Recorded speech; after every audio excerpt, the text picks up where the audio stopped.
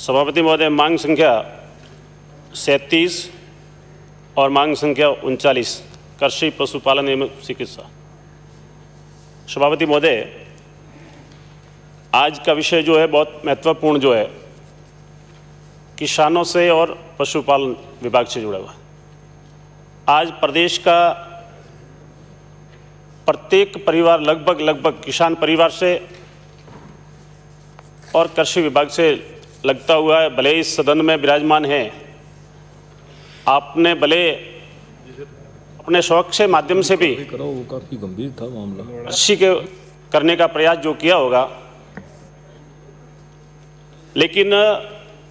वर्तमान की सरकार जो है, प्रदेश की जो देश के प्रधानमंत्री जी ने जो न्यूनतम समर्थन मूल्य लागू करने का पूरे देश के लिए अच्छा सराहनीय काम जो किया है, लेकिन प्रदेश की कांग्रेस सरकार इनको लागू न कर नजरअंदाज जो कर रही है। सभापति महोदय, मैं सीधा क्योंकि समय के मेरे विधानसभा क्षेत्र रेवदर और आबू रोड की जो बात करना चाहूँगा कि जो गुजरात से लगता हुआ और किसानों की बारे में जो बात कहें, तो ये समर्थन मूल्य पर जब पिछली बार भी मैंने ये बात जो कही थी और आज भी मैं आपके माध्यम से सरकार की जानकारी में लाना चाहूँगा कि समर्थन मूल्य की जब खरीदने की बात आती है, भले मूंगफली हो या रायड़ा हो, उनका टाइम पीरियड पूरा होने के बाद में जो सभापति महोदय ये खरीदने का प्रयास करते हैं या उनको अनुमति देते हैं, मैं मंत्री जी से कहना चाहूँगा कि जब आप जवाब दें उस समय निश्चित तौर पे सिरोही जिले के अंदर समर्थन मूल्य पर रायड़ा और मूंगफली या चना उनको खरीदने का कब आदेश दिया और कितना क्विंटल और कितनी मात्रा में खरीदा गया। मैं इस मौके पे जब किसानों की जब अपन बात कर रहे हैं, तो किसान कृषि के क्षेत्र के अंदर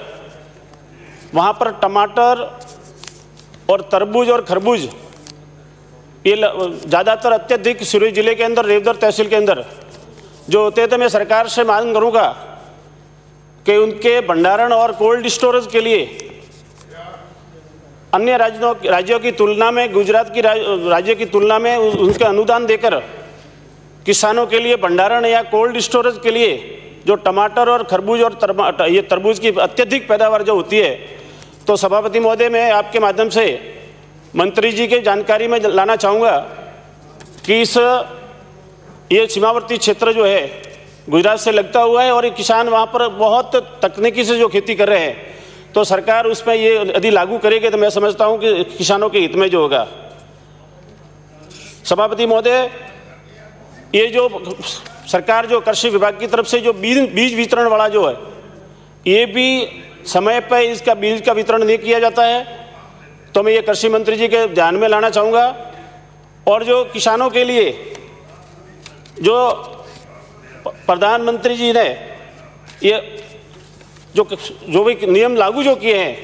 वे इस प्रदेश के अंदर जो मैं समझता हूँ कि लागू करेंगे तो आने वाले समय के अंदर ये महत्वपूर्ण रहेगा। और किसानों के लिए अभी कृषि कनेक्शन जो है जो दिए जाते हैं एससी कैटेगरी को या आबू रोड क्षेत्र के एसटी कैटेगरी को या सामान्य को, मैं चाहूँगा कि सभी काश्तकारों के लिए, सभी वर्गों के किसानों को यदि विद्युत कनेक्शन दिए जाएंगे तो उनके ऊपर न तो कोई चोरी का आरोप लगेगा, न विशिआर भरी जाएगी और उनको नियमों के अनुसार लेकर कनेक्शन दिए जाएंगे, तो प्रदेश के किसान जो अच्छा काम कर पाएंगे। मैं इस अवसर पर मैं पशुपालन विभाग की जो बात करना चाहूँगा,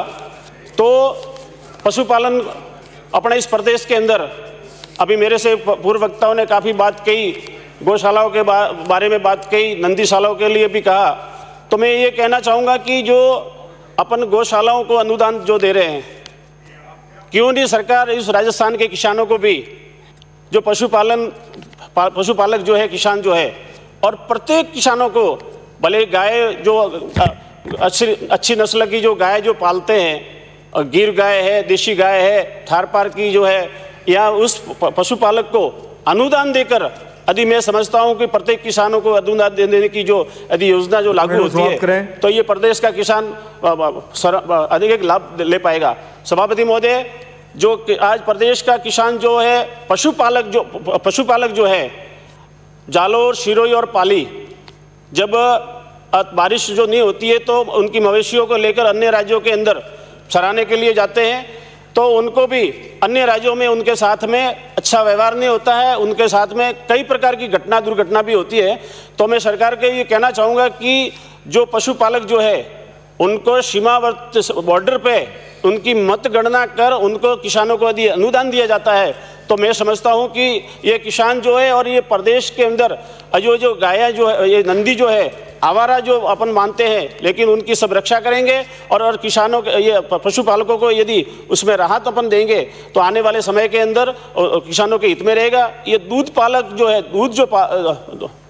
अपने राजस्थान के अंदर और विशेष तौर से गुजरात की तुलना में सिरोही जिले का जो सारा दूध जो है, मंत्री जी मैं आपकी जानकारी में ले जाऊँ, सारा गुजरात में जाता है, तो उसके अंदर भाव का जो रिफरेंस है, उनकी राशि जो है उसके अंदर काफ़ी रिफरेंस है और उनको यदि डिसिप्लिन के अंदर उसमें पूरी मापदंड में और उसमें आपके नियमों के अनुरूप उसको यदि दूध का व्यवसाय जो करेंगे, डेयरी का काम सुचारू रूप से यदि होगा तो अपने इस सिरोही जिले का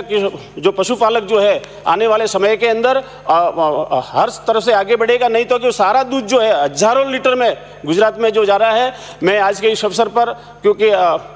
बार बार नाम पुकार रहे हैं, मैं मेरे जो बात जो कही है ये पशुपालकों की और किसानों के हित की जो बात कही है, आप निश्चित तौर पे इसके अंदर मैं एक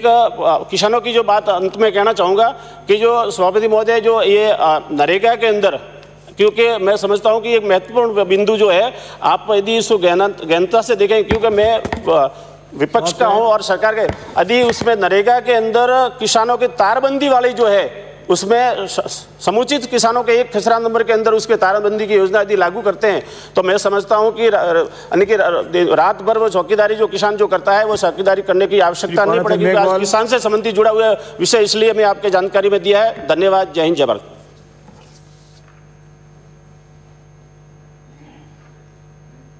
माननीय सभापति महोदय, आज मांग संख्या 37 कृषि और मांग संख्या 39 पशुपालन, इस पर बोलने के लिए मुझे मौका दिया, इसके लिए बहुत बहुत धन्यवाद। आज का जो बिंदु है बहुत इंपॉर्टेंट है।